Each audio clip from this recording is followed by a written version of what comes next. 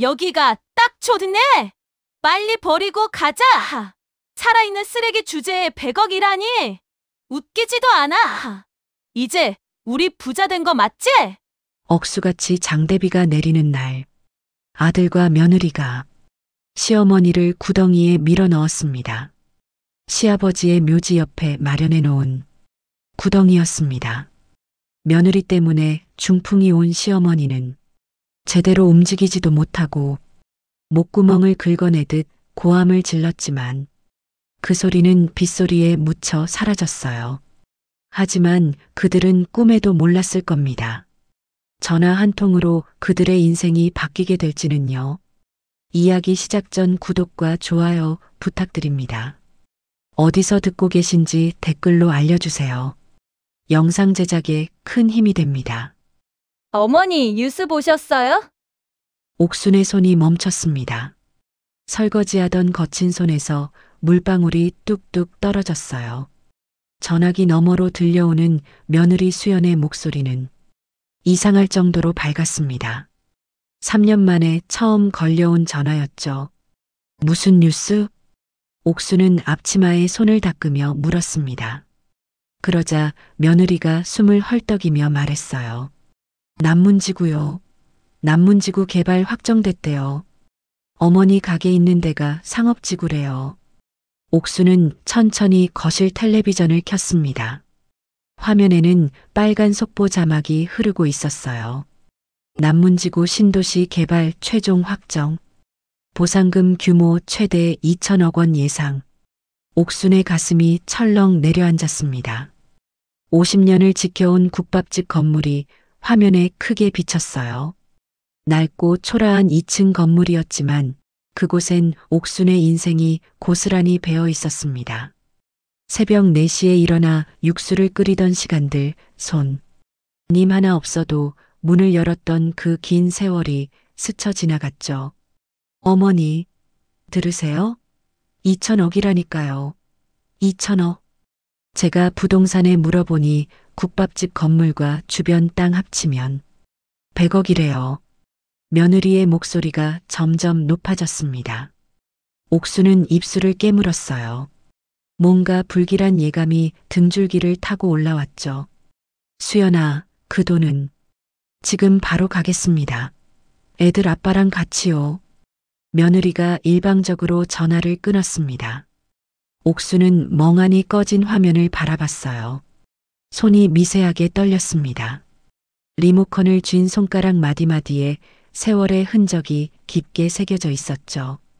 1시간도 채 되지 않아 초인종이 울렸습니다. 문을 열자 아들 진우와 며느리 수연이 서 있었어요. 며느리의 눈은 이상하게 반짝이고 있었습니다.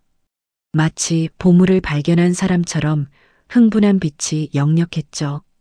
어머님, 며느리가 환하게 웃으며 옥순의 손을 덥석 잡았어요.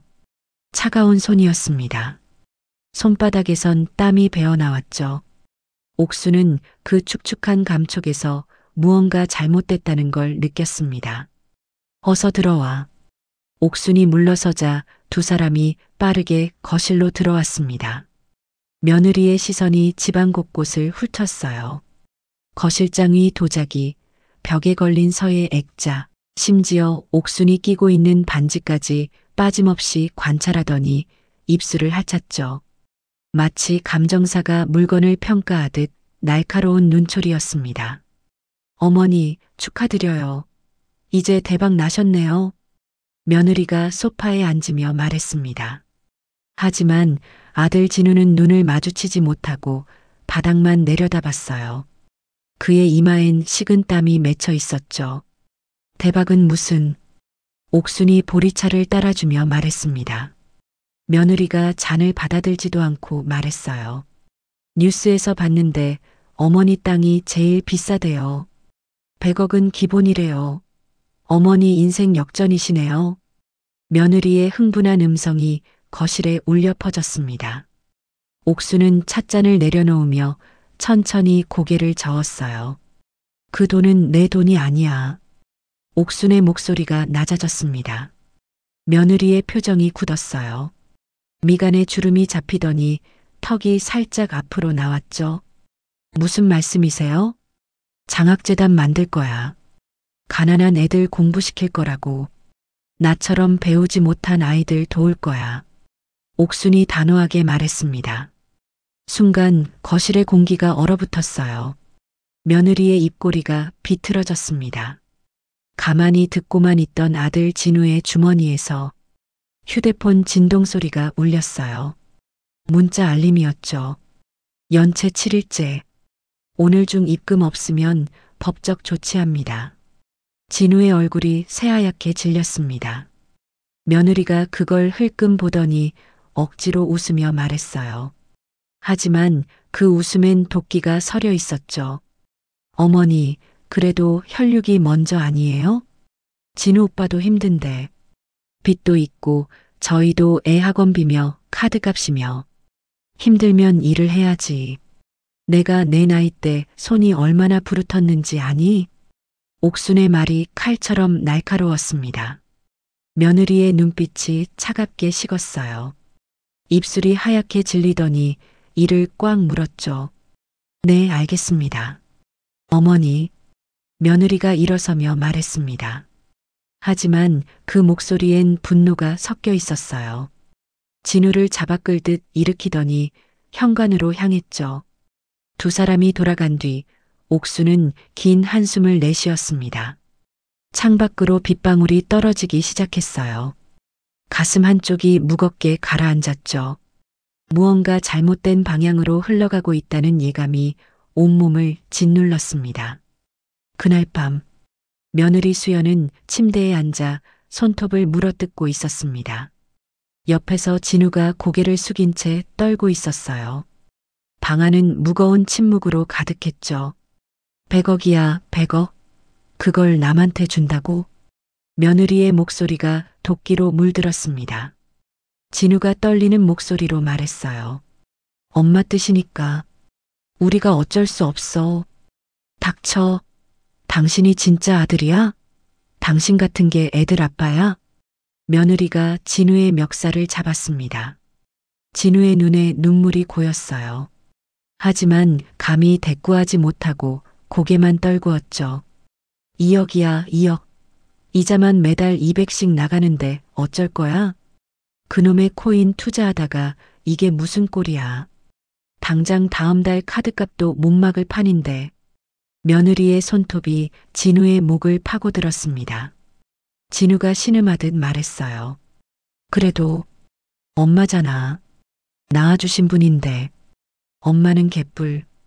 100억이 네 집게 이름이냐고. 며느리가 진우를 밀쳐냈습니다. 진우가 바닥에 주저앉았어요.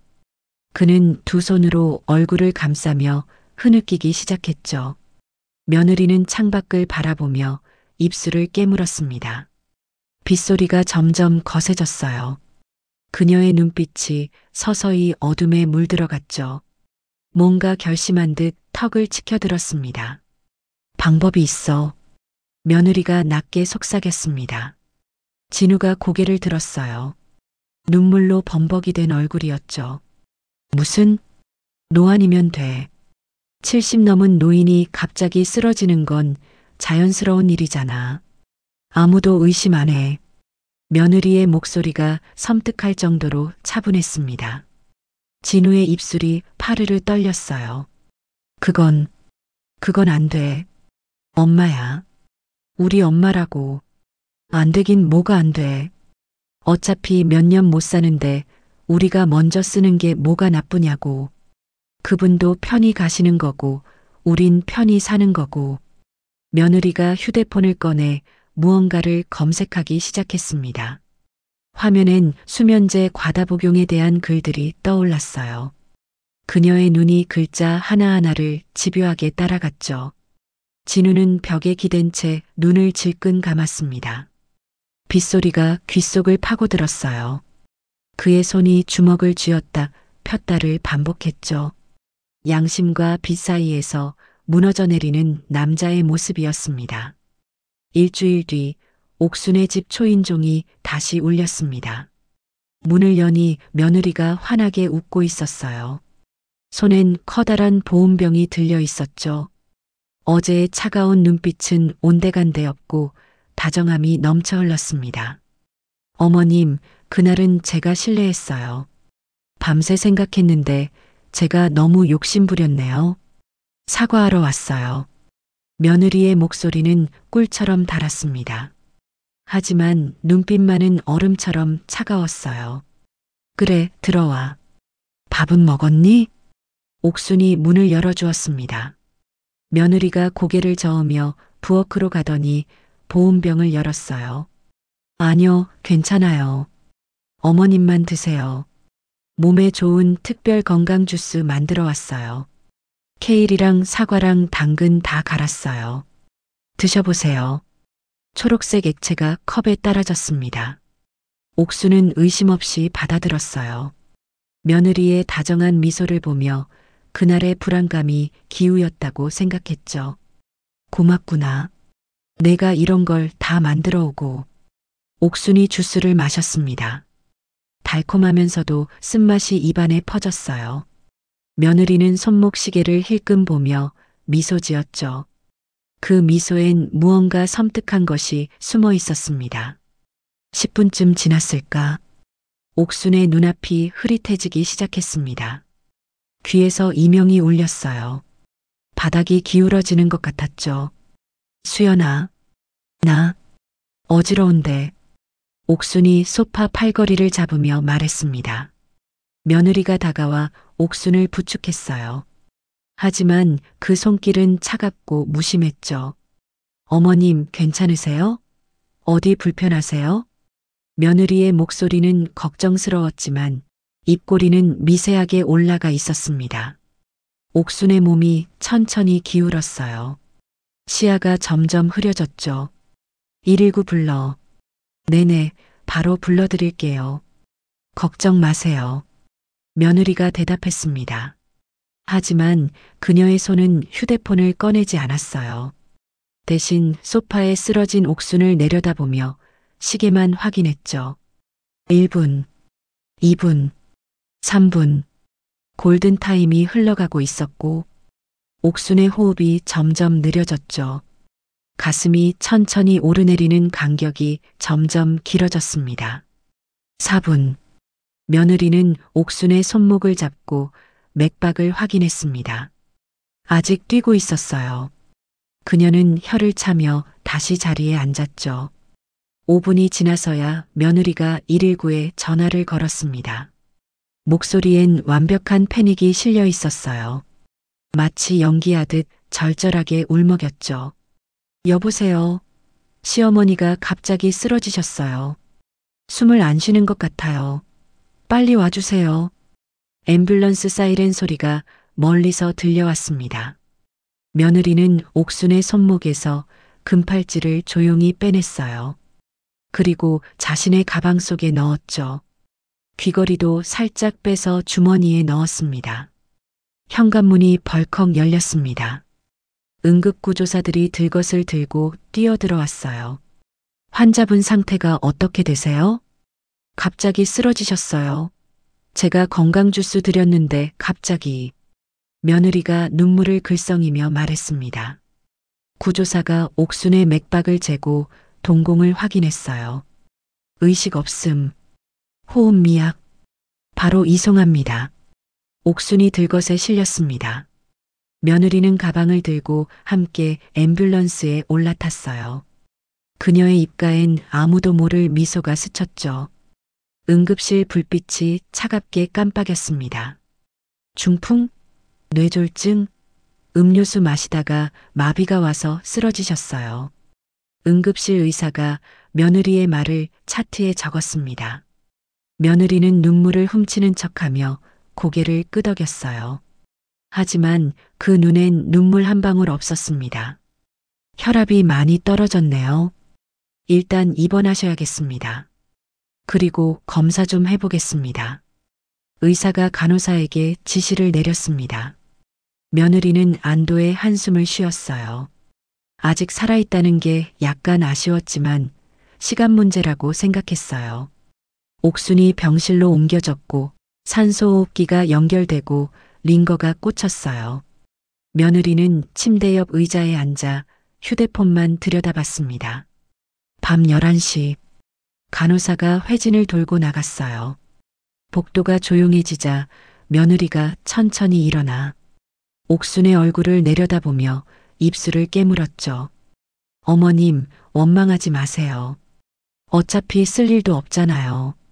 며느리의 손이 산소호흡기 쪽으로 움직였습니다. 바로 그때 옥순의 눈꺼풀이 미세하게 떨리는 것 같았습니다.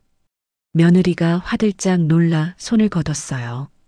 옥순의 눈이 천천히 떠졌고 흐릿한 시야에 며느리의 얼굴이 보였어요. 며느리는 황급히 웃음을 지으며 말했습니다. 어머님, 깨어나셨어요? 정말 다행이에요. 하지만 옥수는 며느리의 손이 어디를 향하고 있었는지 봤습니다. 온몸에 소름이 돋아 입을 열려 했지만 목소리가 나오지 않았습니다. 간호사 선생님, 어머님 깨어나셨어요. 며느리가 복도로 뛰어나가며 소리쳤습니다. 간호사가 달려왔어요.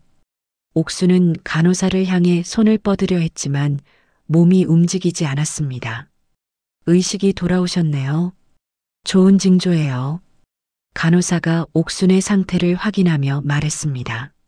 며느리는 옥순의 손을 꽉 잡으며 눈물을 흘렸어요. 하지만 그 소나기엔 경고가 담겨 있었어요. 사흘 후 검사를 했지만 약물 치료 외에는 할 게 없다면서 의사가 퇴원 허가를 내렸습니다.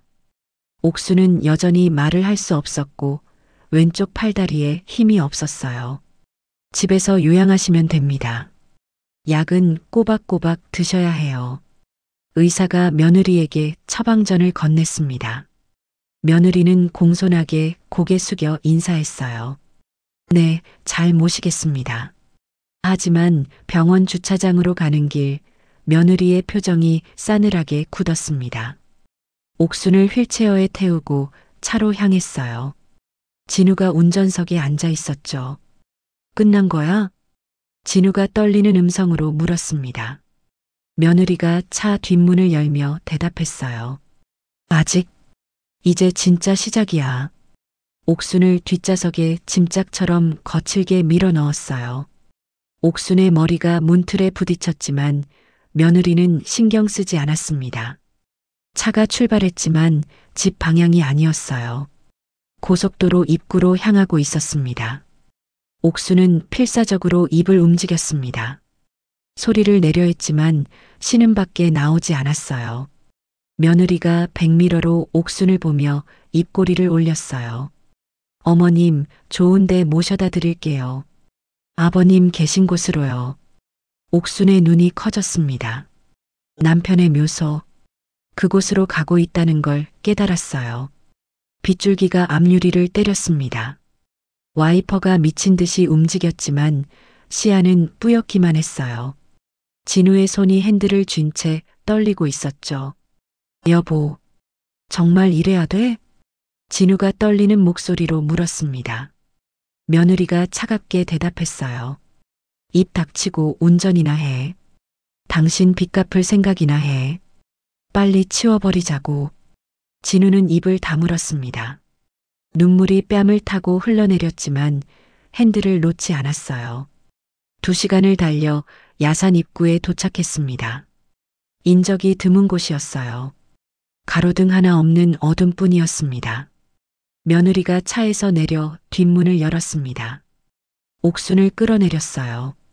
옥순이 바닥에 떨어지며 무릎을 찧었지만 며느리는 개의치 않았어요. 일어서. 아니, 못 일어서지. 그럼 기어가든지. 며느리가 차갑게 말했습니다. 옥수는 마비된 몸을 이끌고 바닥을 기어갔어요. 지늘기 옷에 묻고 손톱 밑으로 파고들었습니다. 100m쯤 올라간 곳에 남편의 묘소가 있었습니다. 그 옆에 파놓은 가묘자리가 있었어요. 비가 고여 구덩이가 되어 있었습니다. 여기가 딱 좋네.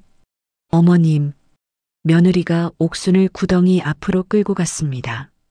옥순이 필사적으로 저항했지만 힘이 없었어요. 살아있는 쓰레기 주제에 100억이라니. 웃기지도 않아. 며느리가 옥순을 구덩이에 밀어 넣었습니다. 며느리는 이미 구덩이까지 파놓았던 겁니다. 옥순의 몸이 진흙탕에 빠졌어요. 차가운 물이 온몸을 적셨죠. 진우야. 옥순이 목구멍을 긁어내듯 소리를 냈습니다. 하지만 그 소리는 빗소리에 묻혀 사라졌어요. 며느리는 옥순의 주머니에 뭔가를 쑤셔 넣었습니다. 종이 몇 장이었어요.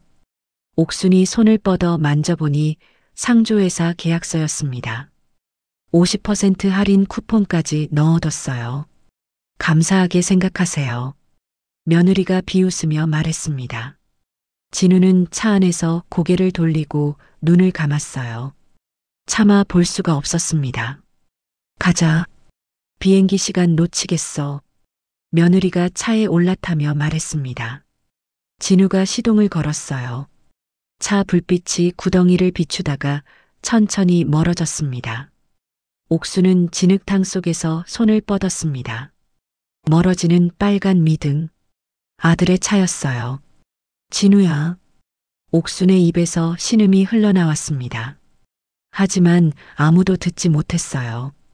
빗물이 얼굴을 때렸습니다. 추위가 뼛속까지 파고들었어요. 옥수는 마비된 몸을 이끌고 남편의 비석 쪽으로 기어갔죠. 한 뼘, 또 한 뼘. 손톱이 벗겨지고 무릎에서 피가 났지만 멈추지 않았습니다.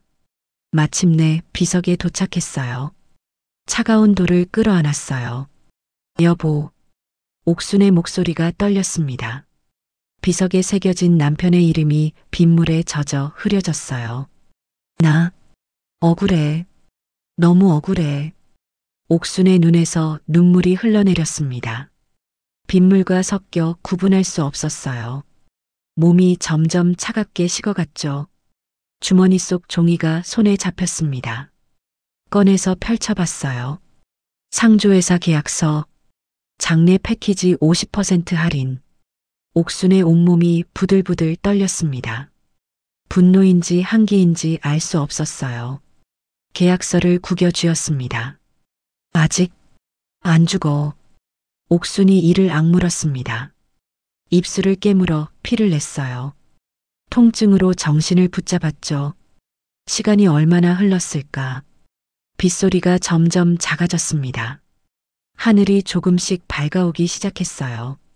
옥순의 의식이 흐려졌습니다. 남편의 목소리가 들리는 것 같았어요. 옥순아, 이제 그만 고생하고 이리 와. 환청이었지만 너무나 생생했어요. 남편의 따뜻한 손이 자신을 끌어당기는 것만 같았죠. 안 돼. 아직 안 돼.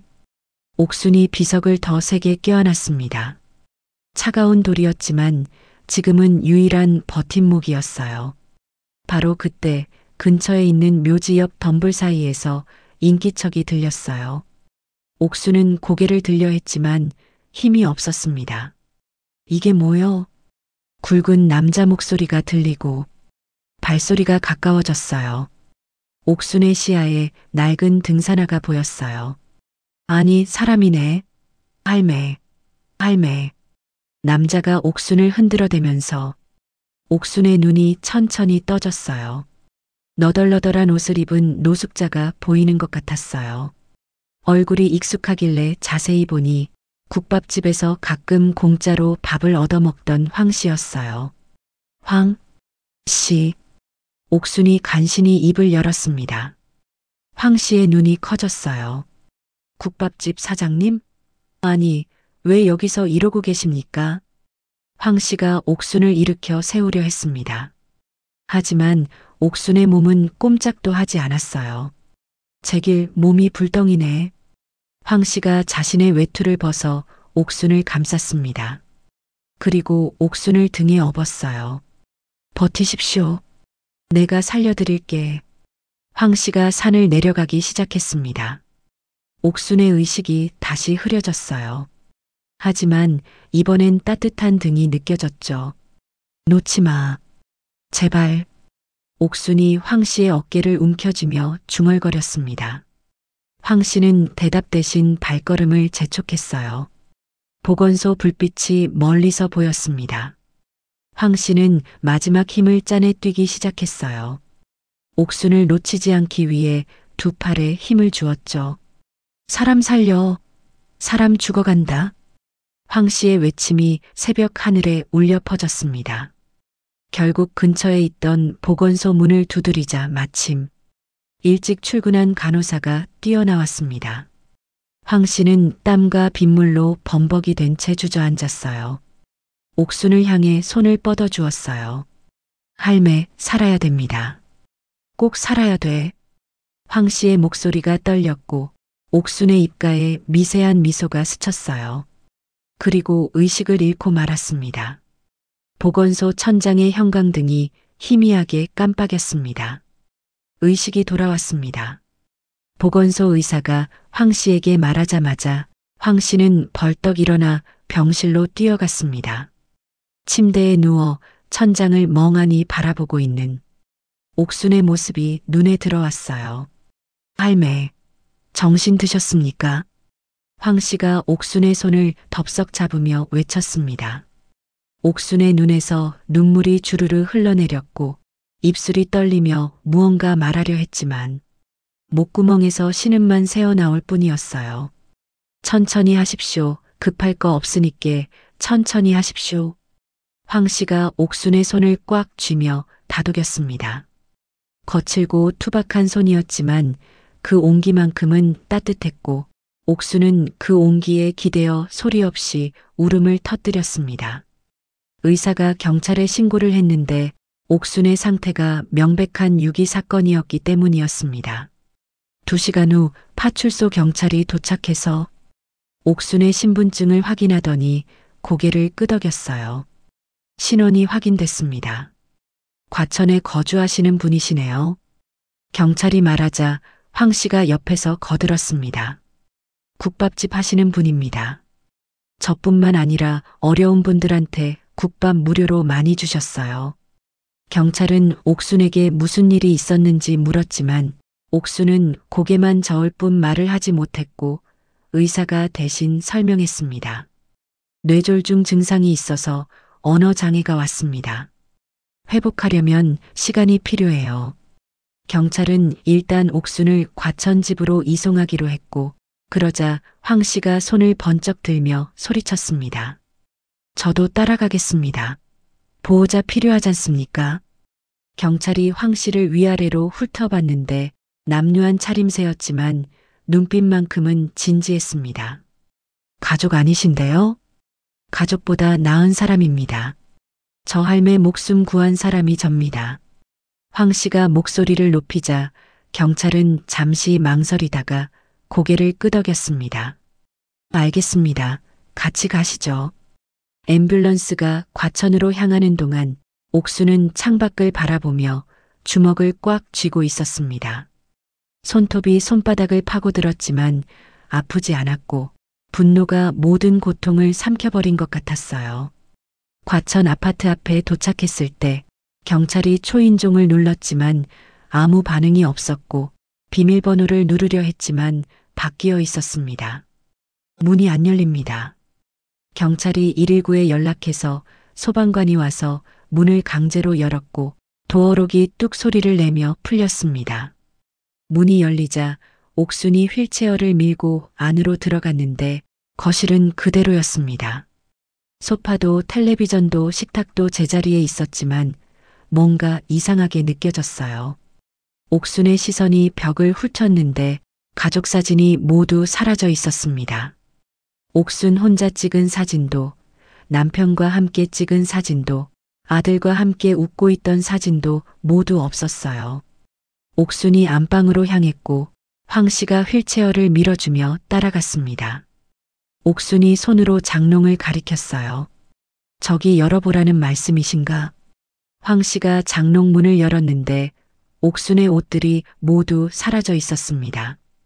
한복도 외출복도 심지어 속옷까지 깨끗이 비어 있었고 경찰이 황급히 장롱 안을 뒤지기 시작했어요.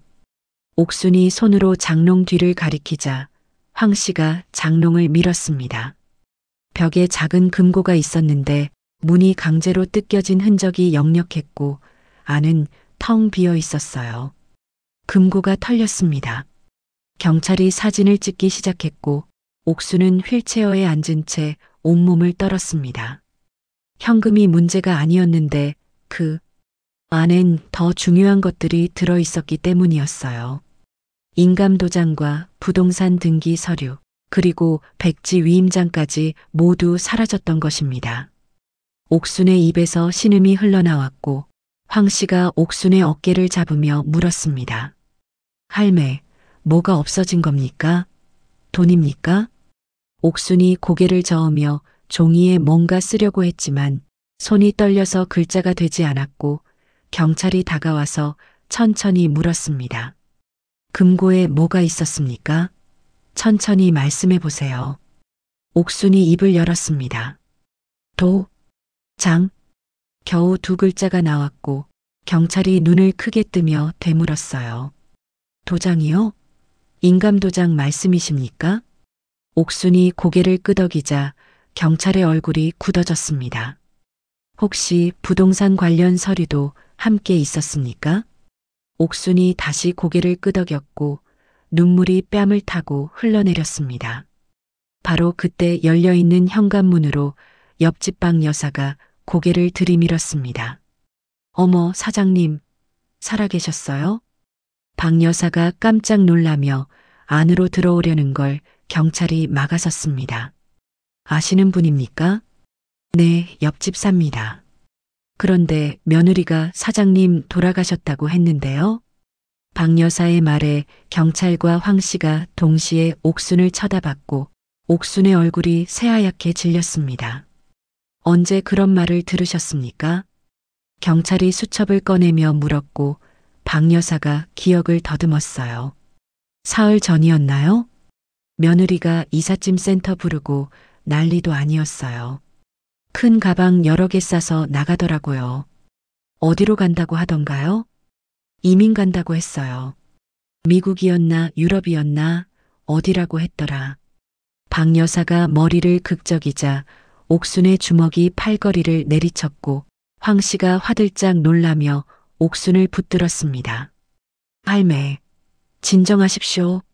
하지만 옥순은 진정할 수 없었는데 아들이 자신을 죽은 사람 취급하고 재산을 가지고 도망갔다는 사실이 가슴을 찢어 놓았기 때문이었습니다. 경찰이 급히 전화를 걸며 말했습니다. 과천서 형사과입니다. 긴급 숲에 넣어주세요. 옥수는 휠체어에서 일어나려고 했는데 부엌으로 가야 했기 때문이었습니다. 황 씨가 부축하며 물었어요. 어디 가시게요? 옥순이 부엌 쌀독을 가리키자 황 씨가 쌀독 뚜껑을 열었고 쌀 속에 뭔가 묻혀 있는 게 보였습니다. 옥순이 손을 넣어 더듬더니 마침내 낡은 이지 폴더폰을 꺼냈고 먼지를 털어내고 전원을 켰습니다. 배터리가 깜빡이며 10%도 남지 않았다는 걸 보여줬어요. 옥수는 떨리는 손으로 단축번호 1번을 눌렀습니다. 신호음이 한 번, 두 번, 세 번 울리더니 남자의 목소리가 들려왔습니다. 여보세요? 차분하고 따뜻한 음성이었고 옥순의 입에서 흐느낌이 터져 나왔습니다. 할매십니까? 남자의 목소리가 급해지며 떨렸고 옥순이 입을 열었어요. 장? 네, 저 최 실장입니다. 어디 계십니까? 무슨 일이십니까? 최 실장의 목소리가 다급하게 떨렸지만 옥수는 더 이상 말을 잇지 못하고 전화기를 놓쳐버렸습니다.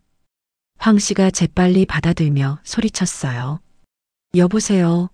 저 황 씨라고 합니다. 할매가 지금 큰일 났습니다. 누구십니까? 할매는 어디 계십니까? 과천댁입니다. 빨리 오십시오. 황 씨가 주소를 알려주자 최 실장이 대답했습니다. 1시간 안에 도착하겠습니다. 할매 곁에서 떠나지 마십시오. 전화가 끊기고 옥수는 바닥에 주저앉으며 온몸에 힘이 빠져나갔습니다. 황 씨가 옥순을 일으켜 소파에 앉혔고 박 여사가 물을 가져왔으며 경찰은 계속 전화 통화를 하고 있었어요. 출국 기록 조회 부탁드립니다. 3일 이내 출국자 중에서 확인해 주세요. 경찰의 목소리가 진지하게 울렸고 옥수는 소파에 기댄 채 눈을 감았습니다.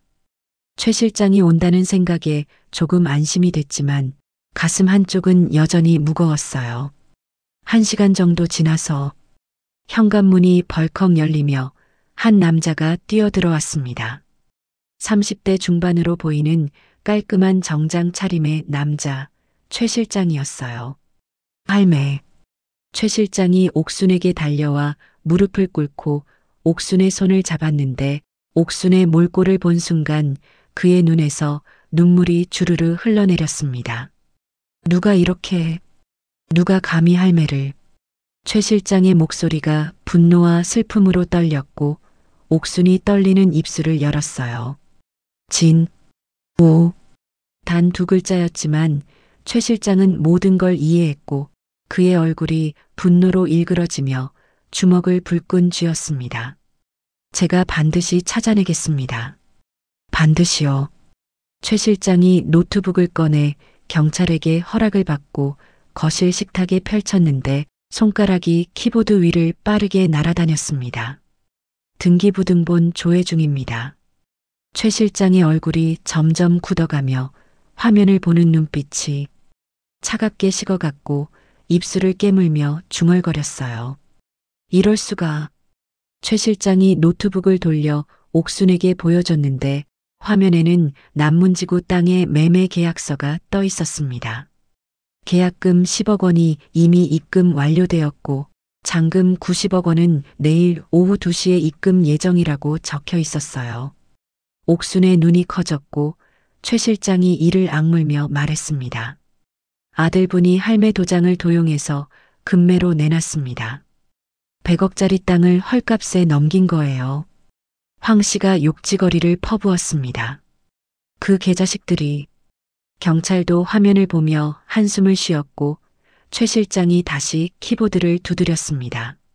어렸을 때 부모 없이 자란 최 실장은 옥순이 바로 엄마 같은 존재였지요. 지금은 정부기관과 연계한 보안 분야 전문가가 되어 있었습니다. 몇 분 후 그의 표정이 더욱 어두워지며 화면을 돌렸어요. 경찰이 옆에서 수첩에 뭔가를 적으며 말했습니다. 이건 명백한 사기와 인감 도용입니다. 바로 숲에 넣겠습니다. 기다려 주십시오. 최 실장이 경찰을 말리고 다시 화면을 응시했습니다. 손가락이 다시 움직이기 시작했고 몇 분 후 최 실장의 표정이 더욱 어두워졌어요. 카드 사용 내역을 추적했습니다. 어제 저녁 강남의 한 여행사에서 500만 원이 결제됐습니다. 여행사요? 경찰이 물었고 최 실장이 고개를 끄덕였습니다. 항공권입니다. 2장이요.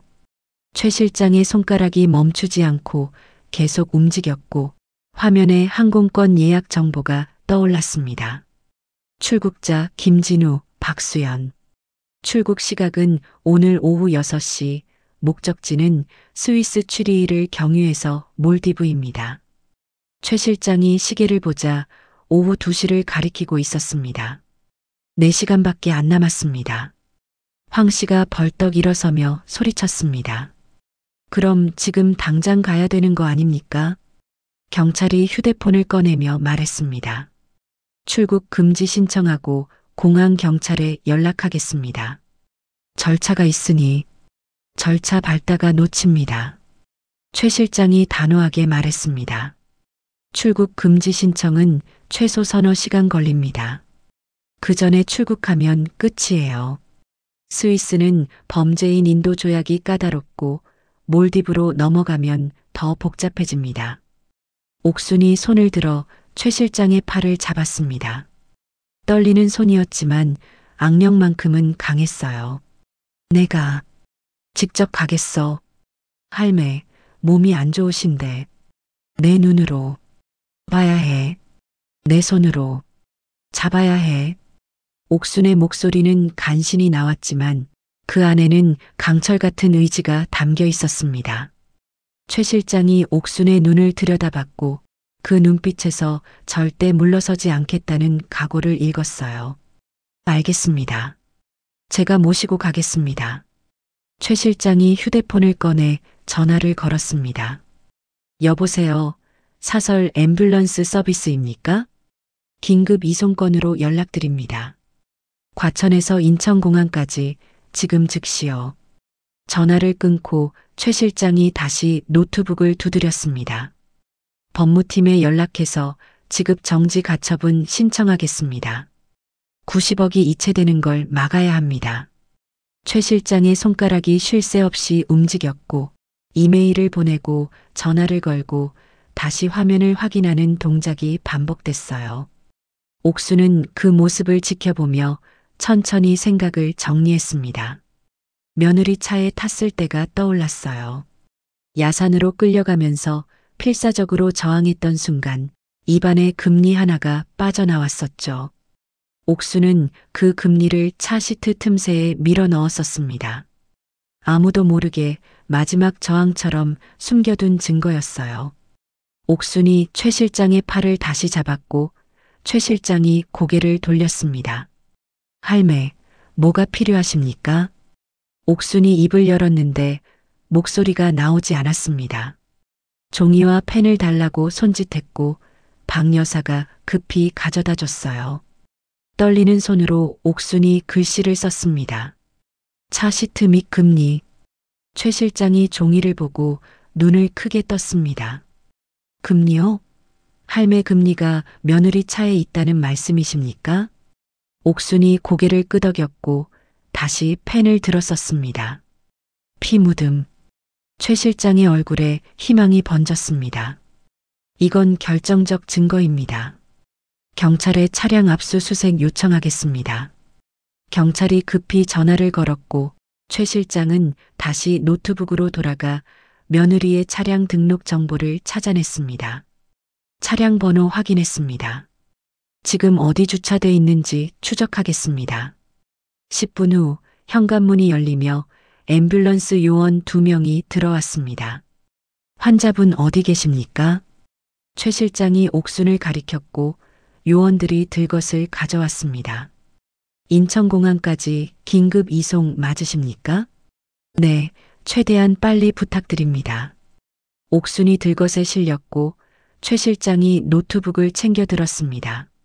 황 씨가 옥순의 손을 꽉 잡으며 말했어요. 할매, 제가 같이 갑니다. 그놈들 혼쭐을 내야죠. 옥순이 희미하게 미소 지으며 고개를 끄덕였습니다. 엘리베이터를 타고 내려가는 동안 최 실장의 휴대폰이 계속 울렸습니다. 네, 법무팀장님. 지급 정지 가처분 신청 완료됐습니까? 좋습니다. 출국 금지 신청도 동시에 진행해 주십시오. 네, 압니다. 시간이 촉박하다는 거 압니다. 앰뷸런스가 지하 주차장에 대기하고 있었고 옥순을 싣자마자 사이렌을 울리며 출발했습니다. 차 안에서 최 실장이 노트북을 다시 펼쳤고 황 씨는 옥순의 손을 계속 잡고 있었어요. 할매, 법무팀에서 연락 왔습니다. 며느리분 차량이 인천공항 장기 주차장에 있다고 합니다. 옥순의 눈이 번뜩였습니다. 공항 경찰에 이미 연락했고 차량 압수수색 영장 신청 중입니다. 금리를 찾으면 결정적 증거가 됩니다. 앰뷸런스가 고속도로에 진입했고 앞에는 수많은 차들이 막혀 있었습니다. 퇴근 시간이 겹쳐서 정체가 심각했어요. 운전기사가 한숨을 쉬며 말했습니다. 이거 시간 좀 걸리겠는데요. 황 씨가 벌떡 일어나 소리쳤습니다. 사이렌 켜고 가면 안 됩니까?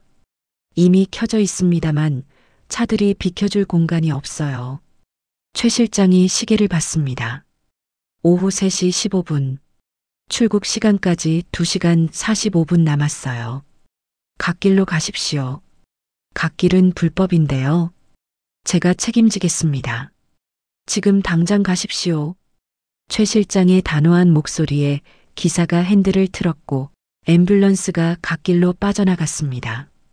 사이렌 소리가 더 크게 울렸고 차들이 조금씩 비켜주기 시작했어요. 옥수는 천장을 바라보며 눈을 감았습니다. 심장이 빠르게 뛰고 있었고 숨이 가빠졌지만 정신만큼은 또렷했어요. 조금만 더. 옥순이 속으로 되뇌었습니다. 주먹을 꽉 쥐었고 손톱이 손바닥을 파고들었지만 아프지 않았어요. 사설 앰뷸런스가 고속도로를 질주했습니다. 뒷좌석에 옥순이 누워 있었고 팔에는 링거가 꽂혀 있었습니다. 천장을 바라보며 입술을 깨물고 있었어요. 조수석에는 황 씨가 앞을 노려보며 주먹을 불끈 쥐고 있었고 운전석의 최 실장은 핸들을 꽉 잡고 전방을 응시했습니다. 할매, 괜찮으십니까? 최 실장이 옥순을 보며 물었지만 옥순은 대답하지 않았습니다. 그저 천장만 바라볼 뿐이었어요. 한편 인천공항 2층 VIP 라운지에서는 며느리 수연이 샴페인 병을 들고 환하게 웃고 있었습니다. 자기야, 우리 건배해요. 며느리가 샴페인 코르크를 힘껏 비틀자 펑! 소리와 함께 코르크가 튀어나갔고 샴페인 거품이 흘러넘쳤어요. 야호! 100억이다. 며느리가 잔에 샴페인을 따르며 소리쳤고 옆 테이블의 사람들이 쳐다봤습니다. 하지만 며느리는 신경 쓰지 않았어요. 진우는 불안한 표정으로 샴페인 잔만 바라보고 있었습니다. 마셔요. 왜 안 마셔요? 며느리가 짜증스럽게 말하며 진우의 잔을 들어 입에 갖다 댔고 진우는 억지로 한 모금 마셨습니다. 며느리는 샴페인을 단숨에 들이키고 테이블 위에 캐비어를 포크로 떠먹었어요. 어머니는 평생 100억 있어도 국밥이나 말았지. 돈, 은 쓸 줄 아는 사람이 써야 해. 며느리가 캐비어를 씹으며 말했고 진우의 얼굴이 굳어졌습니다. 그런 말하지 마. 왜요? 사실이잖아요. 어머니는 돈을 버는 방법만 알았지 쓰는 방법은 몰랐어요. 우리는 달라요. 몰디브 리조트 한 달에 3천만 원짜리 빌렸잖아요. 며느리가 신이 나서 말했지만 진우는 불안한 표정을 감추지 못했습니다. 근데 엄마 진짜 죽었겠지? 뉴스에 변사체 발견 이런 거 안 나오나? 진우가 휴대폰을 꺼내 뉴스를 검색하려 하자 며느리가 휴대폰을 빼앗았습니다. 재수 없는 소리 마. 우린 이제 스위스 계좌주라고. 100억이 우리 통장에 들어오면 세금도 안 내고 평생 놀고 먹는 거예요. 며느리가 진우의 입을 손으로 막으며 소리쳤고 진우는 며느리의 손을 뿌리쳤습니다. 고속도로 위의 앰뷸런스는 심각한 정체에 걸려 있었습니다. 퇴근 시간과 겹쳐 차들이 꼼짝도 하지 않았고 사이렌을 울려도 비켜줄 공간이 없었어요. 이런 제길. 운전기사가 욕지거리를 하며 핸들을 쳤고 최 실장이 시계를 봤습니다. 오후 4시 45분. 출국 시간까지 1시간 15분밖에 남지 않았어요. 황 씨가 참다 못해 창문을 활짝 열고 몸을 밖으로 내밀었습니다. 아, 이 썩을 놈들아. 사람 죽어가. 길 좀 터줘. 황 씨의 걸걸한 목소리가 고속도로에 울려 퍼졌고 앞차 운전자가 백미러로 황 씨를 쳐다봤습니다. 제발 좀 비켜줘. 사람 살려야 된다고. 황 씨가 목이 터져라 소리쳤고 진심이 담긴 절규였습니다. 앞차가 조금씩 비켜서기 시작했어요. 고맙쇼. 고맙습니다. 황 씨가 고개를 숙이며 감사 인사를 했고 다시 앞을 향해 소리쳤습니다. 앞에 차들 좀 비켜줘. 사람 죽어간다고. 황 씨의 외침에 하나둘씩 차들이 갓길로 비켜서기 시작했습니다. 마치 모세의 기적처럼 길이 열렸어요. 앰뷸런스가 천천히 전진하기 시작했고 황 씨는 계속 소리쳤습니다. 고맙쇼. 다들 고맙습니다. 복 받을 겁니다. 운전기사가 악셀을 밟았고 앰뷸런스가 속도를 높였습니다. 뒷좌석에서 옥수는 황 씨의 뒷모습을 바라봤습니다. 목이 쉬도록 소리치는 황 씨. 자신을 위해 저렇게까지 해주는 사람. 옥순의 눈에서 눈물이 흘러내렸습니다. 최 실장이 휴대폰을 꺼내 전화를 걸었습니다. 법무팀장님, 저 최 실장입니다. 부동산 처분 금지 가처분과 출국 금지를 동시에 신청해 주십시오. 전화 너머로 곤란한 목소리가 들렸습니다. 지금 시간이 5시가 다 돼서 법원이 퇴근 준비 중입니다. 내일 아침에. 안 됩니다. 오늘 6시에 출국합니다. 지금 당장 신청해 주십시오. 최 실장의 목소리가 높아졌고 법무팀장이 한숨을 쉬었습니다. 최선을 다해보겠습니다만 시간이. 부탁드립니다. 전화를 끊고 최 실장이 백미러로 옥순을 봤습니다. 옥순은 여전히 천장을 바라보고 있었어요. 옥순의 마음속에서 목소리가 흘러나왔습니다. 100억은 내 청춘이다. 젊은 시절 국밥집 앞치마를 두른 채 새벽부터 밤까지 일하던 모습이 떠올랐습니다. 손이 거북이 등껍질처럼 굳어지도록 설거지를 하고 무거운 냄비를 들다 허리가 휘어졌어요. 100억은 내 남편의 목숨값이다. 과로로 쓰러진 남편. 병원비를 벌기 위해 더 많은 시간을 일했고 남편은 결국 옥순의 손을 잡고 눈을 감았습니다. 이 돈을 너희들의 샴페인 값으로 쓸 순 없다. 옥순의 주먹이 꽉 쥐어졌고 링거 바늘이 꽂힌 팔의 혈관이 불룩 튀어나왔습니다. 라운지에서 며느리는 2번째 샴페인 병을 따고 있었습니다. 자기야, 또 한 잔해요. 인생 한 번뿐이잖아요. 며느리가 잔을 들어 올리며 웃었고 진우는 창밖의 활주로만 바라보고 있었습니다. 비행기 한 대가 하늘로 날아오르고 있었어요. 앰뷸런스는 고속도로 끝자락에 접어들었습니다. 저 멀리 공항 표지판이 보이기 시작했어요. 인천국제공항 OKM. 황 씨가 표지판을 보고 소리쳤습니다. 보인다. 공항이다. 최 실장이 시계를 봤습니다. 오후 5시 10분. 출국 시간까지 50분 남았어요. 기사님, 최대 속도로 가주십시오. 알겠습니다. 앰뷸런스가 속도를 더 높였고 사이렌 소리가 더욱 크게 울렸습니다. 에행 마이너스 에행 마이너스 에행 마이너스. 옥수는 천천히 몸을 일으켜 앉았습니다. 링거줄이 팔을 당겼지만 신경 쓰지 않았어요. 위험합니다. 누워 계세요. 최 실장이 말했지만 옥수는 창밖을 바라봤습니다. 공항의 불빛들이 점점 가까워지고 있었어요. 옥순의 입술이 천천히 열렸습니다. 기다려라. 내가 간다. 목소리는 떨렸지만 눈빛만큼은 불타오르고 있었습니다. 탑승 시간까지 1시간이 남았습니다. 며느리 수연은 VIP 라운지 소파에 앉아 있었지만 다리를 계속 떨었고 면세점 쪽을 힐끔힐끔 쳐다봤어요. 쇼핑 중독이 도진 것이었습니다. 오빠는 여기 있어. 나 딱 하나만 사고 올게.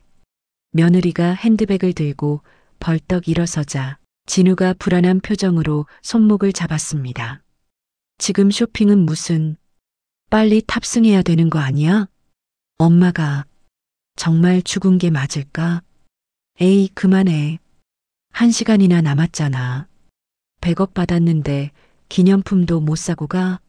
며느리가 손을 뿌리치고 라운지를 빠져나갔고 진우는 불안한 마음에 샴페인 잔을 또 비웠습니다. 며느리는 면세점 복도를 지나 2층 구역 끝으로 향했습니다. 일반 매장들을 지나치고 계속 안쪽으로 들어가자 금빛 간판이 눈에 들어왔어요. 하이엔드 주얼리 VIP룸. 문 앞에는 정장을 입은 보안 요원이 서 있었고 며느리가 다가가자 공손하게 고개를 숙였습니다. VIP 고객님이십니까? 며느리가 옥순의 블랙카드를 꺼내 보여주자 보안 요원의 눈빛이 달라졌습니다. 어서 오십시오, 손님. 안으로 모시겠습니다. 무거운 유리문이 자동으로 열렸고 며느리가 안으로 들어서자 화려한 샹들리에가 빛나고 있었습니다. 벽면마다 유리 쇼케이스가 있었고 그 안에는 눈부신 다이아몬드와 루비, 에메랄드가 전시되어 있었어요. 며느리의 눈이 반짝였습니다. 와, 대박! 며느리는 습관처럼 휴대폰을 꺼내 인스타그램 앱을 켰습니다. 라이브 방송 버튼을 누르고 제목을 입력했어요. 시어머니 유산 플렉스 임인가요? 방송이 시작되자마자 시청자가 몰려들기 시작했습니다. 평소 팔로워들이 푸시 알림을 받고 들어온 것이었어요. 20명, 10명, 100명, 200명. 안녕하세요, 여러분. 지금 인천공항인데요. 완전 대박 장소 발견했어요. 며느리가 카메라를 돌려 VIP 룸 내부를 보여줬고 화려한 주얼리들이 화면에 가득 찼습니다. 채팅창이 살아나기 시작했어요. 언니 부러워요. 완전 VIP 룸이네. 어떻게 들어갔어요? 시어머니가 재버리셨나 봐요. 며느리가 댓글을 보며 만족스럽게 웃었습니다.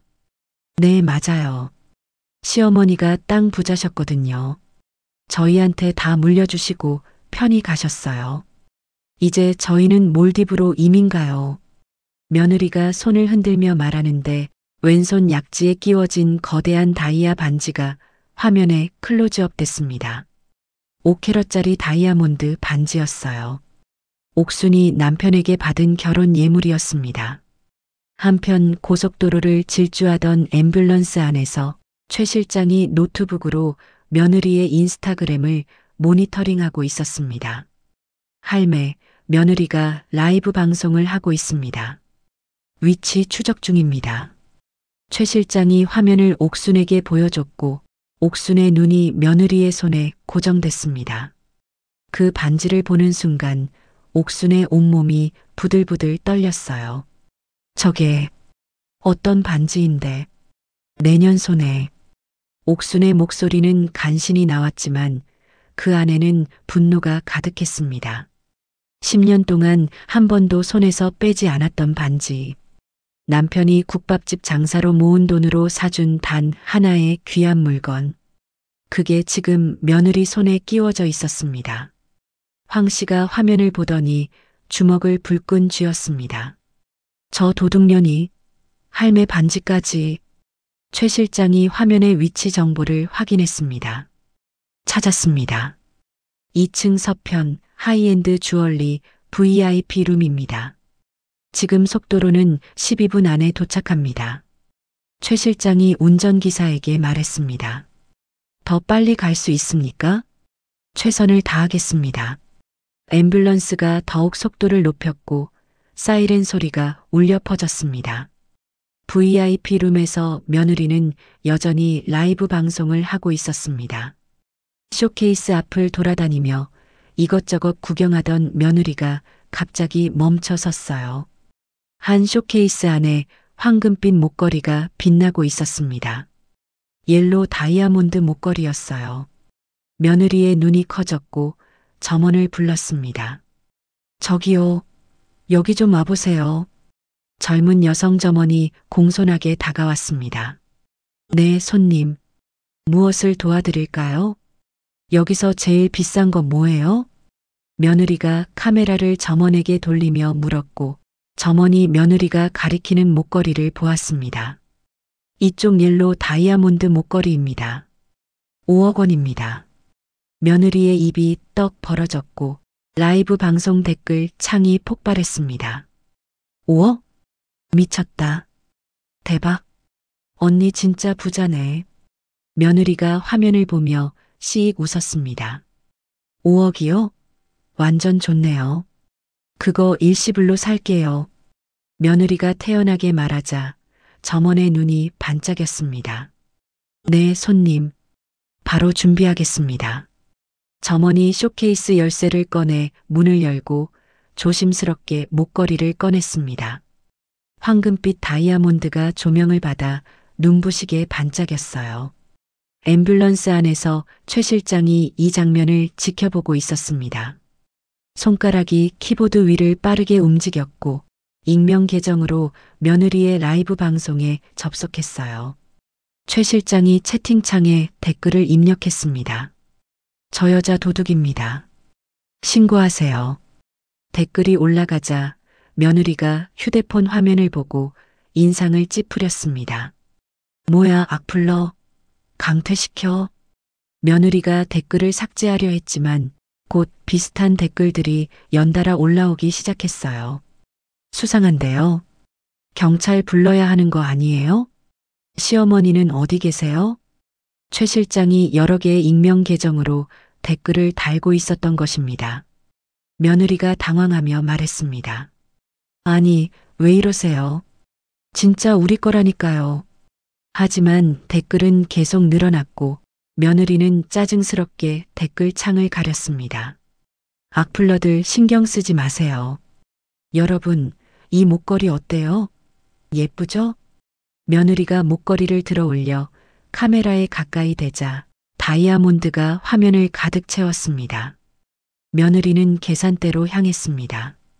점원이 공손하게 기다리고 있었고 며느리는 거만하게 옥순 명의의 블랙카드를 꺼내 카운터에 턱 던졌어요.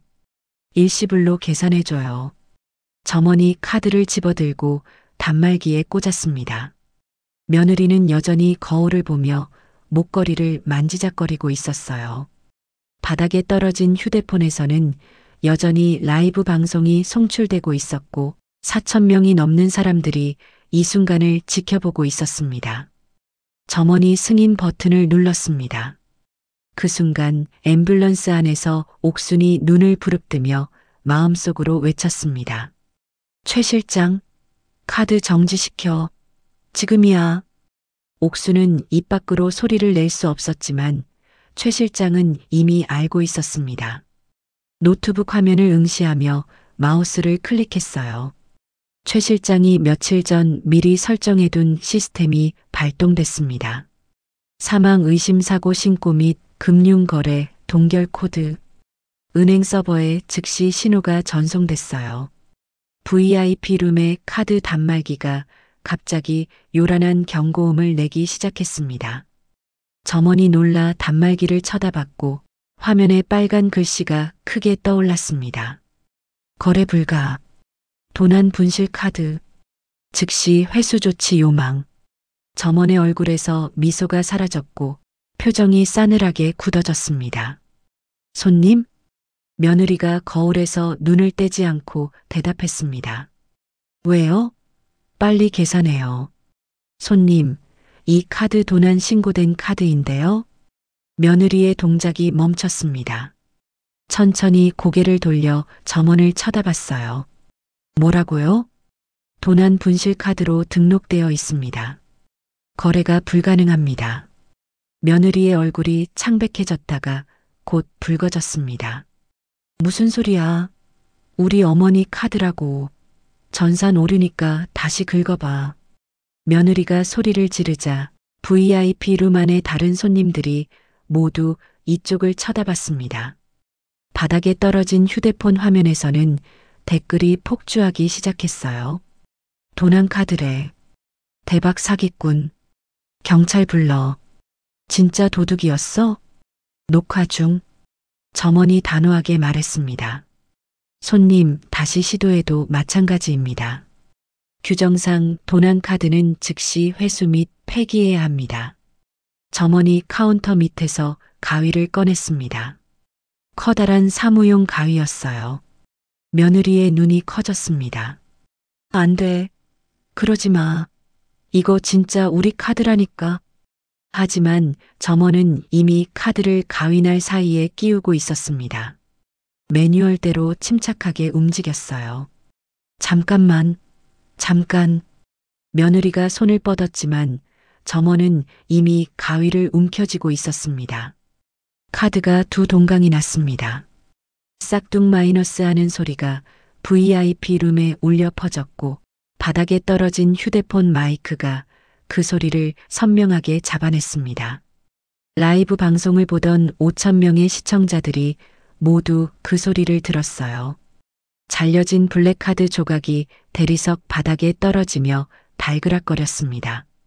며느리는 그 광경을 멍하니 바라보다가 갑자기 비명을 질렀습니다. 안 돼. 내 100억. 내 100억이.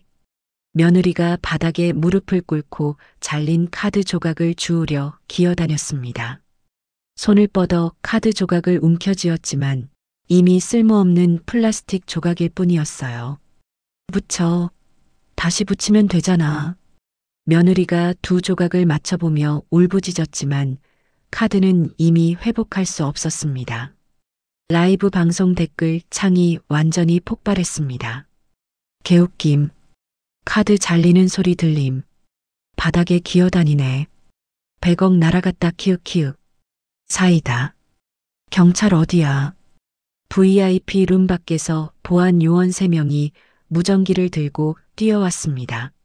무슨 일입니까? 점원이 침착하게 대답했습니다. 이 손님이 도난 카드로 결제하려 했습니다. 보안 요원들이 며느리를 둘러쌌고 한 명이 무전기에 대고 말했습니다. 공항 경찰 요청합니다. 2층 VIP 룸 앞으로. 바로 그때 라운지에서 진우가 허겁지겁 뛰어왔습니다. 휴대폰으로 며느리의 라이브 방송을 보고 급히 달려온 것이었어요. 수연아. 진우가 VIP 룸 안으로 뛰어들어왔고 바닥에 주저앉아 카드 조각을 붙잡고 있는 며느리를 봤습니다. 뭐해? 일어나. 경찰 온다. 진우가 며느리의 팔을 잡아 일으켰습니다. 며느리는 여전히 카드 조각을 손에 쥐고 있었어요. 내 100억. 내 100억. 정신 차려. 지금 도망가야 된다고. 진우가 며느리를 질질 끌고 VIP 룸을 빠져나갔습니다. 며느리는 목에 5억짜리 목걸이를 여전히 걸고 있었고 손에는 잘린 카드 조각을 쥐고 있었어요. 서시오. 멈춰. 보안 요원들이 뒤쫓았지만 진우는 면세점 구역을 미친 듯이 달렸습니다. 며느리를 한 손으로 끌고 사람들을 헤치며 탑승 게이트 쪽으로 향했어요. 비켜요. 비켜. 진우가 소리치며 사람들을 밀쳤고 며느리는 비틀거리며 따라갔습니다. 하이힐이 벗겨졌지만 신경 쓸 겨를이 없었어요. 바닥에 떨어진 휴대폰에서는 여전히 라이브 방송이 송출되고 있었습니다. VIP 룸의 천장이 화면에 비치고 있었고 멀어지는 발소리와 고함 소리가 들렸어요. 한 직원이 휴대폰을 주워 화면을 봤습니다. 6천 명이 넘는 사람들이 시청 중이었고 댓글이 초당 수십 개씩 올라오고 있었어요. 도망간다. 목걸이 도둑. 경찰 빨리. 잡아라. 직원이 황급히 방송을 종료했고 화면이 꺼졌습니다. 하지만 이미 늦었습니다. 수천 명이 이 광경을 목격했고 녹화본이 인터넷 곳곳에 퍼지기 시작했어요. 진우와 며느리는 2층 복도를 미친 듯이 달렸습니다. 뒤에서 보안 요원들과 공항 경찰들이 쫓아오고 있었어요. 23번 게이트. 저기만 가면 돼. 진우가 숨을 헐떡이며 말했고 며느리는 맨발로 달렸습니다. 발바닥이 차가운 바닥에 닿을 때마다 따끔거렸지만 그럴 여유가 없었어요. 에스컬레이터를 뛰어내려가며 진우가 뒤를 돌아봤습니다. 경찰들이 점점 가까워지고 있었어요. 더 빨리, 빨리. 며느리가 울먹이며 말했습니다. 못 가. 다리에 힘이 안 들어가. 조금만 더, 조금만. 두 사람은 탑승 게이트 앞 복도에 도착했습니다. 23번 게이트까지 50m 남았어요. 하지만 게이트 앞을 거대한 등판이 가로막고 있었습니다. 노숙자 황 씨였습니다. 황 씨가 천천히 뒤를 돌아보며 씩 웃었습니다. 어딜 가시나? 반지값은 내고 가야지. 진우와 며느리가 급정거했습니다. 뒤에서는 경찰들이 달려오고 있었고 앞에서는 황 씨가 막고 있었어요. 그 뒤로 휠체어를 탄 옥순과 최 실장이 나타났습니다. 진우의 얼굴이 새하얗게 질렸고 다리에 힘이 풀려 그 자리에 주저앉았습니다. 진우가 비명을 지르며 뒤로 물러섰고 며느리도 옥순을 보고 입을 떡 벌렸습니다. 옥순은 휠체어에 앉은 채 차갑게 두 사람을 내려다봤습니다. 눈빛에는 분노도 슬픔도 아닌 차가운 무언가가 담겨 있었어요. 며느리가 정신을 차리고 도끼를 품고 앞으로 달려들었습니다. 비켜, 이 노인네야. 내 돈 100억 내놔. 며느리가 옥순의 휠체어를 밀치려 하자 최 실장이 재빠르게 며느리의 팔을 꺾어 제압했습니다. 그 더러운 손 치워. 최 실장의 목소리는 얼음처럼 차가웠고 며느리는 비명을 지르며 바닥에 쓰러졌습니다. 공항 경찰 6명이 도착했고 진우와 며느리를 둘러쌌습니다. 김진우 씨, 박수연 씨, 두 분을 긴급 체포합니다. 차가운 수갑이 두 사람의 손목에 채워졌습니다. 며느리가 목에 건 5억짜리 목걸이를 붙잡으며 울부짖었습니다. 이건 내 거야. 내가 산 거라고. 하지만 경찰이 목걸이를 벗겨 증거물 봉투에 넣었습니다. 도난 카드로 구매하려 했으므로 압수합니다. 며느리는 바닥에 주저앉아 울기 시작했고 진우는 옥순을 향해 손을 뻗었습니다. 옥순이 지팡이를 짚고 천천히 며느리에게 다가갔습니다. 한 걸음, 두 걸음. 발걸음은 느렸지만 단호했어요. 며느리가 올려다봤고 옥순과 눈이 마주쳤습니다. 그 순간 옥순의 손이 움직였습니다. 옥순의 손바닥이 며느리의 뺨을 풀스윙으로 후려쳤습니다. 소리가 공항 로비에 울려 퍼졌고 주변 사람들이 모두 돌아봤어요. 며느리의 머리가 옆으로 확 돌아갔고 뺨에 빨간 손자국이 선명하게 찍혔습니다. 내 돈이, 내 돈이냐? 옥순의 목소리는 떨렸지만 또렷했습니다. 쓰레기는 내가 아니라 돈에 미친 너희들이다. 며느리가 뺨을 감싸쥐고 옥순을 올려다봤지만 옥순은 이미 며느리에게서 고개를 돌렸습니다. 최 실장이 앞으로 나서며 서류 뭉치를 꺼냈습니다. 진우의 얼굴에 서류를 던졌고 서류가 바닥에 흩어졌어요. 부동산 매매 계약 파기 통보서다. 최 실장이 차갑게 말했고 진우가 떨리는 손으로 서류를 집어들었습니다. 계약금 10억은 너희가 횡령한 것으로 처리됐다. 매수자는 피해자로 등록했고 너희한테 손해배상 청구할 거다. 진우의 얼굴이 하얗게 질렸습니다. 잔금 90억은 입금이 정지됐다. 토지는 그대로 어머님 소유다. 최 실장이 또 다른 서류를 꺼내 진우 앞에 던졌습니다. 너희에게 남은 건 사채업자에게 갚아야 할 3억 원 빚과 횡령한 7억 원 빚뿐이다. 총 10억? 진우가 서류를 보다가 고개를 떨구었습니다. 손이 부들부들 떨렸어요. 며느리가 소리쳤습니다. 말도 안 돼. 우리가 받을 돈이라고. 시어머니가 약속했어. 약속? 황 씨가 비웃으며 말했습니다.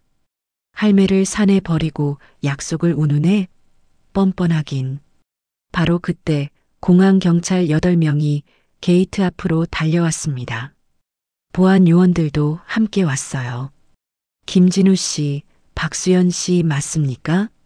경찰이 물었고 두 사람이 고개를 끄덕였습니다. 두 분을 존속유기, 존속살인 미수, 특수절도, 사기, 횡령 혐의로 긴급 체포합니다. 경찰이 수갑을 꺼냈고 차가운 쇠붙이가 며느리의 손목에 채워졌습니다. 싫어. 나 안 가. 억울해. 며느리가 발버둥 쳤지만 경찰은 단호하게 수갑을 채웠습니다. 진우에게도 수갑이 채워졌습니다. 진우는 저항하지 않았고 그저 멍하니 서 있을 뿐이었어요. 경찰들이 두 사람을 끌고 가려 하자 진우가 갑자기 무릎을 꿇었습니다. 수갑 찬 손으로 옥순의 바지 가랑이를 붙잡았어요. 엄마, 나 아들이야. 진우야. 진우의 목소리가 떨렸고 눈물이 주르르 흘러내렸습니다. 한 번만, 한 번만 봐줘. 제발. 진우가 옥순의 바지를 붙잡고 흔들었지만 옥순은 움직이지 않았습니다. 황 씨가 앞으로 나서 진우의 손을 떼어냈습니다. 손 떼. 할매한테 손대지 마.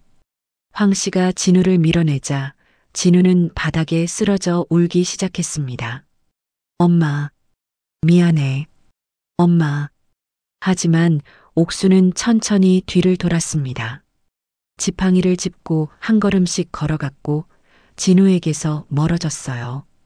등을 보이는 옥순의 어깨가 떨리고 있었지만 발걸음은 멈추지 않았습니다. 경찰들이 진우와 며느리를 일으켜 세워 끌고 갔습니다. 엄마, 엄마. 진우의 외침이 공항 로비에 울려 퍼졌지만 옥수는 뒤돌아보지 않았습니다. 최 실장이 휠체어를 가져와 옥순 앞에 세웠고 옥순이 다시 휠체어에 앉았습니다. 힘이 빠진 것이었어요. 황 씨가 옥순의 어깨에 손을 얹었습니다. 할매, 잘하셨습니다. 옥순은 대답하지 않았습니다. 그저 창밖의 활주로를 바라볼 뿐이었어요. 저 멀리 경찰차가 보였고 진우와 며느리가 차에 태워졌습니다. 차 문이 닫히고 경찰차가 출발했어요. 사이렌 소리 없이 조용히 사라졌습니다. 주변 사람들은 여전히 이쪽을 쳐다보고 있었고 몇몇은 휴대폰으로 촬영하고 있었습니다. 하지만 옥수는 신경 쓰지 않았습니다. 최 실장이 휠체어를 밀어 게이트에서 멀어졌고 황 씨가 옆에서 걸었습니다. 할매 집으로 가시죠. 오늘은 충분히 하셨습니다. 최 실장의 말에 옥순이 천천히 고개를 끄덕였습니다. 엘리베이터를 타고 1층으로 내려가는 동안 옥순은 계속 눈을 감고 있었습니다. 눈물이 볼을 타고 흘러내렸지만 소리내어 울지는 않았어요. 주차장으로 가는 길에 최 실장의 휴대폰이 울렸습니다. 네, 법무팀장님. 어떻게 됐습니까? 부동산 처분 금지 가처분도 받아냈습니다. 고생하셨습니다. 전화를 끊고 최 실장이 옥순에게 말했습니다. 모든 절차가 완료됐습니다. 이제 재산은 안전합니다. 옥순이 눈을 떴습니다. 붉게 충혈된 눈이었지만 그 안에는 안도가 담겨 있었어요. 차에 타고 서울로 향하는 동안 옥수는 창밖만 바라봤습니다. 밤하늘에 별이 떠 있었고 고속도로를 달리는 차들의 불빛이 흘러갔어요. 황 씨가 뒷좌석에서 옥순의 손을 잡았습니다. 할매, 이제 끝났습니다. 이제 좀 쉬십시오. 옥순이 황 씨의 손을 꽉 잡았습니다. 따뜻했어요. 차는 밤에 고속도로를 달렸고 서울의 불빛이 점점 가까워지고 있었습니다. 하지만 진짜 끝은 아직 오지 않았습니다. 법정이 남아 있었어요. 옥수는 눈을 감으며 생각했습니다. 이제 시작일 뿐이야. 복수는 계속될 것이었습니다. 3개월 후 법정. 100억 자산가 폐륜 사건은 전국을 뒤흔들었고 매일 뉴스톱을 장식했어요. 방청석은 일찍부터 사람들로 가득 찼고 기자들이 카메라를 들고 대기하고 있었습니다. 피고인 입장. 법원 직원의 목소리가 울렸고 무거운 문이 열렸습니다. 회색 수의를 입은 진우와 며느리가 들어왔습니다. 손에는 수갑이 채워져 있었어요. 며느리의 얼굴에는 화장기가 전혀 없었습니다. 머리는 산발이 되어 있었고 눈 밑에는 다크서클이 짙게 드리워져 있었어요. 며느리가 방청석을 훑어봤고 옥순과 눈이 마주쳤습니다. 며느리의 눈빛에는 증오가 가득했어요. 하지만 옥순은 표정 하나 변하지 않았습니다. 그저 피고인석을 차갑게 바라볼 뿐이었어요. 재판장님, 입장하십니다. 모두가 일어섰고 판사가 단상에 올랐습니다. 중년의 여성 판사였어요. 착석하십시오. 판사의 목소리는 엄숙했습니다. 피고인 측 변호인, 최종 변론을 시작하십시오. 피고인 측 변호사가 일어섰습니다. 비싼 정장을 입은 중년 남성이었어요. 존경하는 재판장님. 피고인들은 악의가 없었습니다. 변호사의 목소리는 차분했지만 설득력이 없었습니다. 피고인들은 치매 초기 증상을 보이던 노모를 요양시키려 했을 뿐입니다. 100억 원의 재산 관리 역시 효심에서 비롯된 것이었습니다. 방청석에서 야유가 터져 나왔습니다. 말도 안 돼. 뻔뻔하네. 양심도 없어? 판사가 망치를 두드렸습니다. 정숙, 다시 한번 소란을 피우면 퇴정 조치하겠습니다. 법정이 조용해졌고 변호사가 계속 말했습니다. 피고인들은 현재 깊이 반성하고 있으며 피해자와의 합의를 간절히 원하고 있습니다. 검사가 벌떡 일어났습니다. 이해 있습니다. 피고인들은 단 한 번도 반성한 적이 없습니다. 검사가 서류 뭉치를 들어 올렸습니다. 검사 측은 결정적 증거들을 제출하겠습니다. 검사가 투명한 증거 봉투를 꺼냈습니다.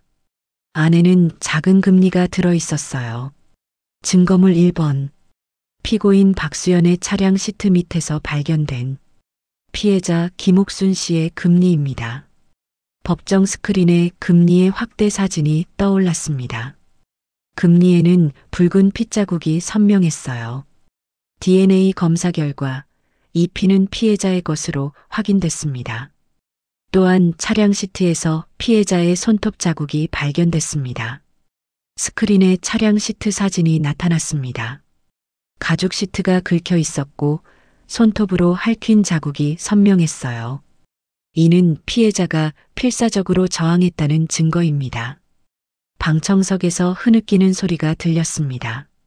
검사가 또 다른 증거물을 꺼냈습니다. 증거물 2번. 피고인들의 집에서 발견된 장례식장 50% 할인 쿠폰입니다. 스크린에 쿠폰이 확대되어 나타났습니다. 며느리의 필체로 김옥순이라고 적혀 있었어요. 이는 피고인들이 미리 피해자의 죽음을 계획했다는 증거입니다. 살해 고의성이 명백합니다. 며느리가 고개를 숙였고 진우는 눈을 감았습니다. 증인 황철수 씨, 증언대로 나오십시오. 황 씨가 증인석에 올랐습니다. 깔끔하게 면도를 하고 정장을 입었지만 여전히 거친 인상이었어요. 증인은 피해자를 발견한 사람이죠? 네, 그렇습니다. 황 씨의 목소리가 떨렸습니다. 당시 상황을 설명해 주십시오. 황 씨가 심호흡을 했습니다. 비바람 치는 밤이었슈. 산이 묘지에서 소리가 들렸어요. 가보니까 황 씨의 목소리가 갈라졌습니다. 할머니가 비석을 끌어안고 살려달라고 빌고 있었슈. 온몸이 진흙투성이었고 입술은 파랗게 질려 있었어요. 황 씨의 눈에서 눈물이 흘러내렸습니다. 짐승도지 어미한테는 안 그래요. 근데 사람이 어떻게 그럴 수가 있습니까? 황 씨가 주먹으로 증인대를 쾅 쳤고 법정이 숙연해졌습니다. 증인은 내려가십시오. 황 씨가 증인석을 내려오며 진우를 노려봤습니다. 진우는 고개를 숙인 채 떨고 있었어요. 판사가 진우를 보며 물었습니다. 피고인 김진우 할 말 있습니까? 진우가 천천히 일어섰습니다. 수갑찬 손을 모으고 떨리는 목소리로 말했어요. 판사님, 진우의 눈에서 눈물이 흘러내렸습니다. 가난이 죄입니다. 저는 그저 가난에서 벗어나고 싶었을 뿐입니다. 진우가 무릎을 꿇으려 했지만 경찰이 붙잡았습니다. 어머니, 사랑합니다. 진심입니다. 방청석에서 비웃음 소리가 들렸지만 일부는 코를 훌쩍이고 있었습니다. 검사가 일어섰습니다. 재판장님, 마지막 증거물을 제출하겠습니다. 검사가 낡은 공책을 들어 올렸습니다. 가죽 표지가 헤어져 있었고 모서리가 달아 있었어요. 이것은 피해자의 남편 고 김철수 씨의 일기장입니다. 옥순의 눈이 커졌습니다. 남편의 일기장. 돌아가신 후 서랍 깊숙이 넣어두었던 그 일기장. 검사가 일기장을 펼쳤습니다.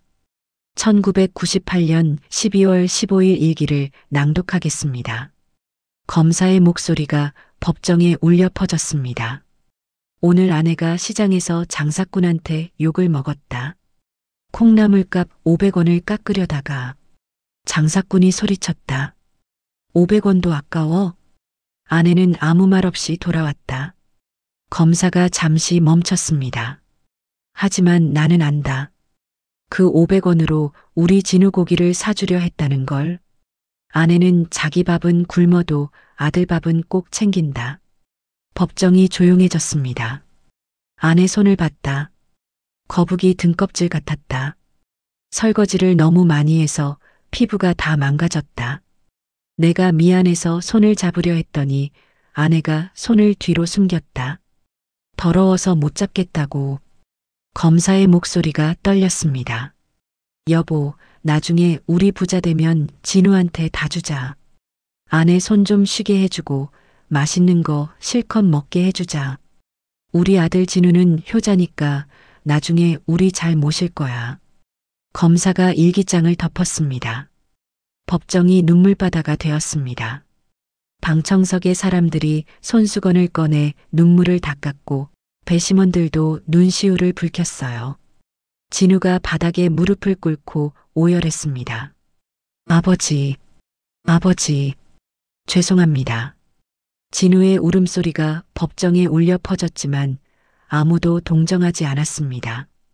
검사가 마지막 폭탄을 던졌습니다. 재판장님, 피고인 박수연은 감형을 받기 위해 임신 사실을 주장했습니다. 며느리가 고개를 번쩍 들었습니다. 하지만 국립과학수사연구원의 건강검진 결과 임신 사실은 거짓으로 밝혀졌습니다. 며느리의 얼굴이 창백해졌습니다. 이는 법정을 기만한 중대한 위증입니다. 판사의 표정이 싸늘하게 굳어졌습니다. 피고인 박수연, 일어서십시오. 며느리가 떨리는 다리로 일어섰습니다. 법정에서 거짓 증언을 했다는 사실을 인정합니까? 며느리가 입술을 깨물었지만 대답하지 못했습니다. 판사가 망치를 들어 올렸습니다. 이 사건은 천륜을 저버린 탐욕의 극치입니다. 피고인들은 재판 과정에서도 반성의 기미가 전혀 보이지 않았습니다. 판사의 목소리가 법정 전체에 울려 퍼졌습니다. 피고인 박수연, 징역 7년을 선고합니다. 땅. 피고인 김진우, 징역 5년을 선고합니다. 땅땅. 망치 소리가 울렸고 며느리가 주저앉았습니다. 안 돼, 안 돼. 며느리가 소리쳤지만 경찰이 두 사람을 끌고 나갔습니다.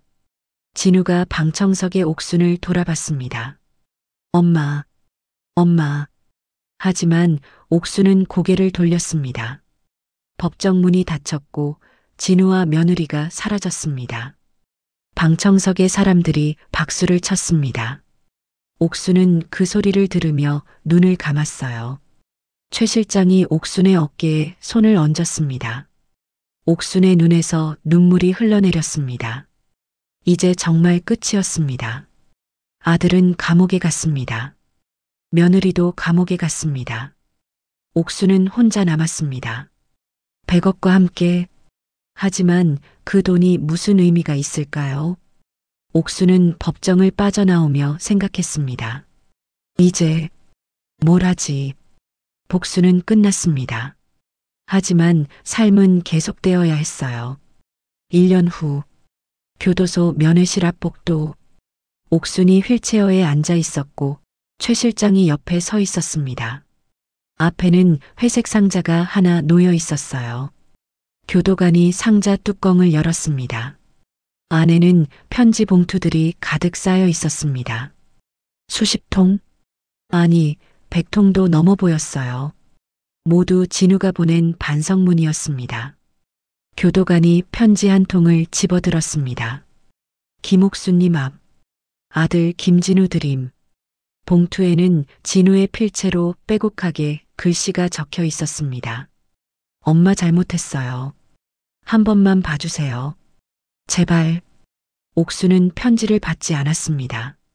그저 상자를 내려다볼 뿐이었어요. 어머님, 받지 않으시겠습니까? 교도관이 조심스럽게 물었지만 옥수는 고개를 저었습니다. 최 실장이 가방에서 빨간 펜을 꺼냈습니다. 옥순에게 건네주자 옥순이 떨리는 손으로 펜을 잡았어요. 봉투를 하나하나 집어들어 큼직하게 글씨를 썼습니다. 수치 거절 마이너스 반송. 옥순의 필체는 떨렸지만 단호했습니다. 한 통, 두 통, 세 통. 옥순은 멈추지 않고 모든 편지에 똑같이 썼습니다. 수치 거절 마이너스 반송. 수치 거절 마이너스 반송. 수치 거절 마이너스 반송. 교도관이 안타까운 눈빛으로 옥순을 봤지만 옥순의 표정은 변하지 않았습니다. 마지막 편지에 글씨를 쓰고 옥순이 펜을 내려놓았습니다. 반송함에 넣어주세요. 옥순의 목소리는 차갑고 단호했습니다. 읽을 가치도 없으니까. 교도관이 상자를 닫았고 옥수는 휠체어를 돌려 복도를 빠져나갔습니다. 뒤돌아보지 않았어요. 복도를 나오는 옥순의 뒷모습을 보며 교도관이 한숨을 쉬었습니다. 참 안타까운 일이네. 하지만 최 실장은 아무 말도 하지 않았습니다. 그저 묵묵히 옥순의 휠체어를 밀며 따라갔어요. 3주 후 프레스센터 대회의실. 수백 명의 기자들이 카메라를 들고 대기하고 있었습니다. 무대 위에는 단상이 놓여 있었고 현수막이 걸려 있었어요. 독거노인 및 결시가동 지원 재단 설립 기자회견. 조명이 켜지고 옥순이 무대 위로 올라왔습니다. 휠체어 대신 지팡이를 짚고 걸어왔어요. 재활치료로 많이 좋아진 것이었습니다. 플래시가 터졌고 옥순이 단상 앞에 섰습니다. 안녕하십니까? 옥순의 목소리가 마이크를 통해 울려 퍼졌습니다. 저는 김옥순입니다. 옥순이 준비한 원고를 펼쳤습니다. 하지만 곧 원고를 접었어요. 원고를 준비했는데 그냥 제 말로 하겠습니다. 옥순이 기자들을 둘러봤습니다. 저는 평생 국밥을 팔았습니다. 아들 하나 제대로 키우려고 악착같이 살았어요. 옥순의 목소리가 떨렸습니다. 근데 제가 아들 농사를 망쳤습니다. 돈만 주면 다 된다고 생각했어요. 사랑을 주는 법을 몰랐습니다. 기자들이 조용히 옥순의 말을 들었습니다. 이 100억은 제 청춘이고 제 남편의 목숨값입니다. 근데 이게 제 아들을 망쳤어요. 옥순의 눈에서 눈물이 흘러내렸습니다. 그래서 이 돈을 세상에 내놓으려 합니다. 자식 농사 망친 멍청한 애미가 세상에 속죄하는 마음으로. 옥순이 고개를 숙여 인사했고 기자들이 박수를 쳤습니다. 옆에 서 있던 최 실장이 마이크 앞으로 나왔습니다. 재단 이사장을 맡게 된 최민준입니다. 김옥순 할머님의 뜻을 받들어 독거노인과 결시가동을 위해 최선을 다하겠습니다. 뒷좌석에서 황 씨가 일어나 손을 흔들었습니다. 관리부장 황철수입니다. 제가 굶어봤으니까 굶는 사람들 마음 잘 압니다. 열심히 하겠습니다. 황 씨의 호탕한 목소리에 기자들이 웃음을 터뜨렸고 분위기가 훈훈해졌습니다. 6개월 후 과천의 어느 시장 입구. 옥순이네 무료 급식소. 간판이 새로 걸려 있었습니다. 옥순은 다시 국밥집으로 돌아왔지만 이제는 돈을 받지 않았습니다. 배고픈 사람이면 누구나 와서 밥을 먹을 수 있었어요. 할매, 오늘도 국밥 한 그릇 주이소. 단골 노숙자가 들어왔고 옥순이 환하게 웃으며 국밥을 내왔습니다. 많이 드세요. 오늘은 고기도 2점 더 넣었어요. 고맙슈 할매. 가게는 항상 사람들로 가득 찼습니다. 노숙자, 독거노인, 일용직 노동자들. 옥수는 그들에게 국밥을 내주며 행복했습니다. 어느 가을날 오후, 가게 앞에 빨간 오픈카가 멈춰 섰습니다. 최 실장이 운전석에서 내렸고 황 씨가 뒷좌석에서 내렸어요. 할매, 준비되셨습니까?